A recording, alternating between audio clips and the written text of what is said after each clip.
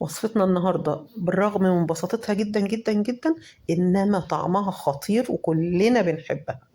عندي هنا كوبايتين من الحليب، حطيت عليهم 3/4 كوباية سكر، وهحط حوالي ربع معلقة صغيرة من البيكربوناتو، حبة صغيرين. لو ما عندكيش بيكربوناتو اللي هي بتاعة الطعمية، لو ما عندكيش خلاص ممكن تستغني عنها. وابتدي اقلبها كويس واسيبها على نار عالية لغاية ما تغلي. ابتدت تغلي معايا، هعمل اوطي النار تماما، وكل دقيقتين تلاتة كده اديله تحريكة عشان الحليب ما يلزقش ويتلسع كده. افضل اقلب فيه اقلب فيه، ما اسيبوش واخرج مثلا ولا بتاع، لا اكون واقفه على البوتاجاز كده بجهز غدا او حاجه وانا بعمل الموضوع دوت.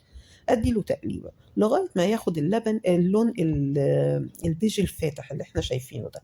هروح حاطه بقى رشه فانيليا واطفي عليه. بعد حوالي من نص ساعه لنص ساعه وخمسه احطهم في بوله، يبقى انا كده عملت حليب مكثف بيتي نفس طعم بتاع المحلات الجاهز، وثمنه لا يذكر. يعني هو كل اللي انا حطيته كوبايتين الحليب، طلعوا لي حوالي اكتر من كوبايه من الحليب المكثف المحلى.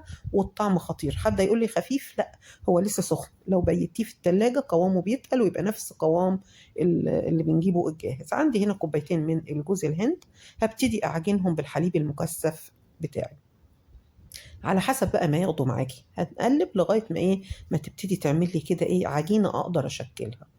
في الوقت ده بجيب قالب من القوالب السيليكون، اي قالب عندك. ما عندكيش قالب، اعملي كور، امسكي كده الجوز الهند، قوري.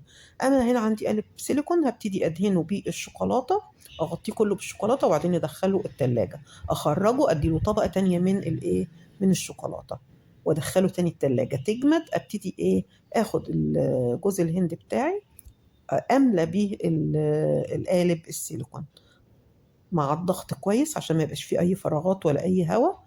مليت كل القالب، ابتدي اقفل عليه تاني بالشوكولاته بالفرشه برضو، بس يعني اركز على الجناب بحيث ان الجناب كلها تتقفل بالشوكولاته، وادخلها تاني التلاجة او الفريزر.